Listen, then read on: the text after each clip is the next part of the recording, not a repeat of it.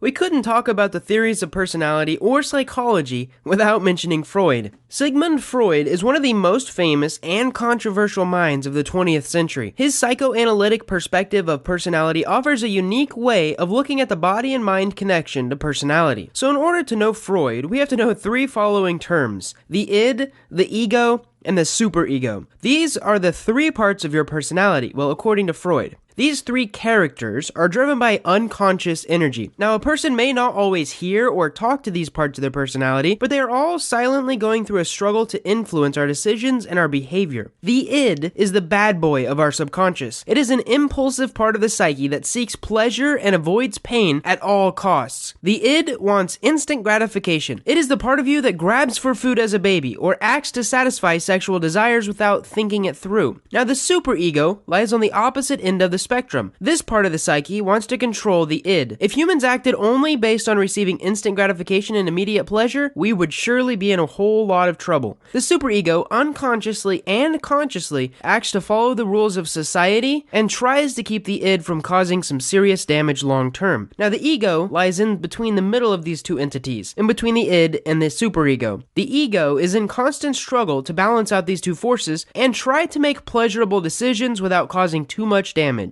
It's like a well-minded adult standing in the middle of two children wanting to overthrow each other. So, how do Freud's ideas influence the way that we shape our personality? Well, one of his theories was that as a child grows into an adult, they encounter 5 psychosexual stages of development. During each of these stages of development, the id is focused on a specific erogenous zone. Now, the ego must struggle to balance out the pleasure-seeking id and the moral superego. During each of these phases, internal conflicts will result in many different types of struggles. Now, Freud said personality is formed by the process and the results of each of these struggles. So there are 5 basic stages. The first one is oral, the second one is anal, the third one is phallic, the fourth one is latency, and the fifth one is genital. Freud believes that most of our personality has actually been formed by the time that we reach age 5. At the age of 5, a child has gone through the oral, the anal, and most of the phallic stages. Now, if the child continues to struggle with balance during these stages, they will develop something called fixations. For example, stage 1 is the oral stage. Oral fixations include smoking or problems with eating. If someone fails to master potty training or they still struggle during the anal stage, then as they grow into an adult, they may become a sloppy or a lazy person. This is actually where we get the term anal retentive. During the third stage, the phallic stage, Freud believed that boys and girls start to notice the differences in each other and develop either the Oedipus complex or penis envy. The Oedipus complex is the idea that unconsciously, young boys feel possessive of their mother, and as a result, they feel very aggressive towards their father. Freud also believed that young girls experience something called penis envy, and due to their lack of a penis, develop fixations to follow them until they're an adult.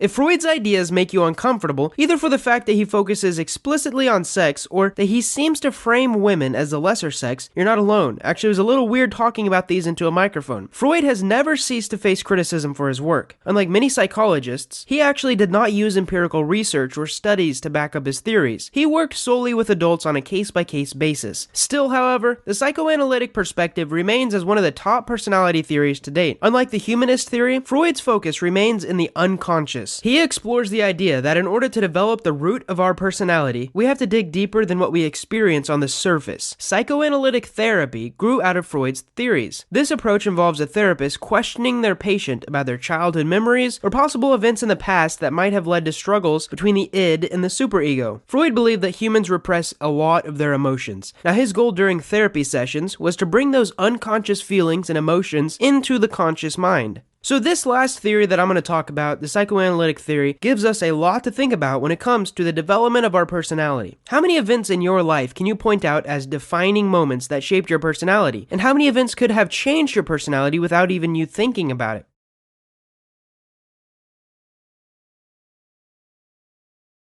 Introversion and extroversion are terms first coined by psychiatrist Carl Gustav Jung in Switzerland in the 1920s. According to Jung, an extrovert seeks intensive contact with the outside world. An introvert instead turns the psychic energy inwards. Jung believed that no one is 100% extrovert or 100% introvert. Instead, we carry both traits. However, most minds tend to lean either to one side or the other. If both characteristics are equally present, we can speak of someone who has an ambivert personality. In the 1960s, the psychologist Hans Eysenck added to Carl Jung's ideas. He argued that the main difference between introverts and extroverts lies in the way they gain and recharge their mental energy. By nature, introverted people have a higher level of brain activity and therefore feel a greater need to shield themselves from external stimuli. By withdrawing themselves, they gain mental energy. The neuronal activity of extroverts is lower. They overcome this lack by exposing themselves to external stimulation. This charges their inner batteries. To illustrate the difference, let's compare two imaginary children. Jay is extroverted. He loves to be surrounded by classmates. He enjoys being the center of attention and loves to talk to his buddies about all kinds of stuff. He organizes football games with strangers and right after is open to playing ping pong with someone else. By seeking social stimuli, he gains mental energy. Anne is introverted. As others play around in the park, she often enjoys sitting alone watching. At home, she plants herbs in the garden all by herself. She slowly becomes a real expert in this field, but that's her secret. To recharge her batteries, Anne needs peace and quiet time. Introverts are not necessarily shy, even if it appears they like to walk away from small talk. Anne, in fact, is not shy at all. She is not afraid to talk to anyone, not even seniors. When too many people are around and the conversations become superficial or confusing, she gets super tired. Her strategy is to fade out and go inside herself to recharge through silence. Jay loves to have many people around him. To jump from one conversation to the next stimulates him. Some experts claim that extroverts and introverts use different brain areas to form their thoughts. An extrovert tends to use short-term memory and therefore is able to come to fast associations. Jay therefore talks fast and a lot. He appears smart because his brain always offers an answer quickly. However, he often speaks before he thinks and later changes his mind. Someone like Anne works with her brain to carefully retrieve information from her long-term memory. Her thoughts are more complex and hence need more time to develop. She therefore thinks first and then speaks. If the two were asked for directions by a tourist, Anne would spend time thinking about the best answer, while Jay would have already come up with different kinds of options.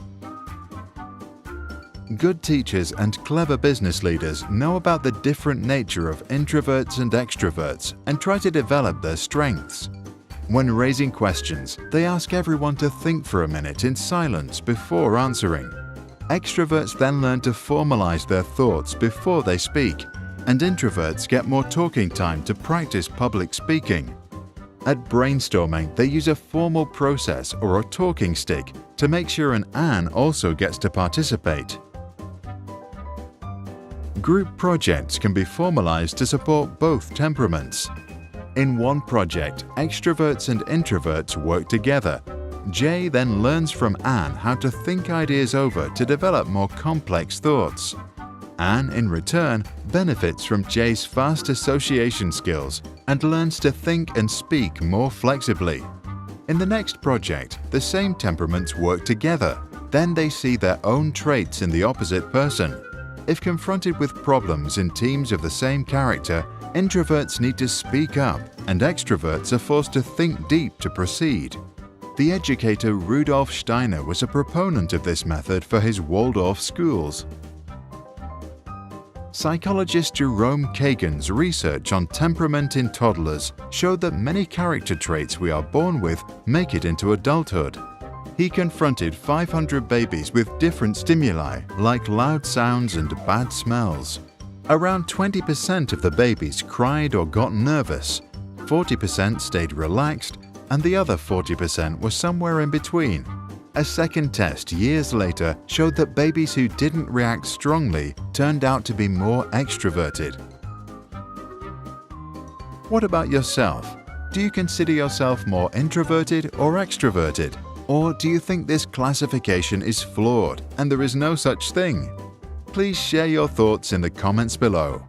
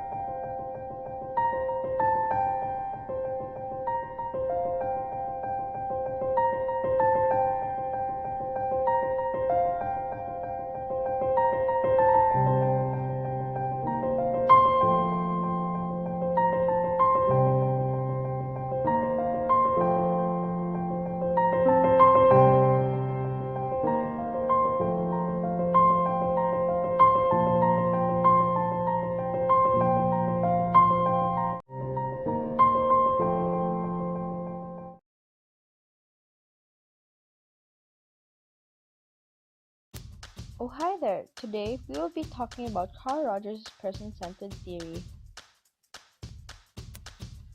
The person-centered theory was developed by Carl Rogers in the 1940s. The theory is based on Rogers' belief that every human being strives for and has the capacity to fulfill his or her own potential.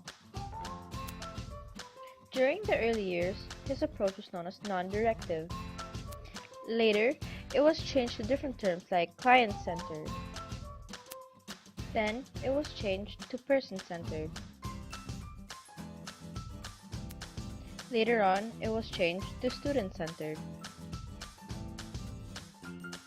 Person-centered therapy, also known as the Rogerian therapy, has had a tremendous impact on the field of psychotherapy and other disciplines over the years.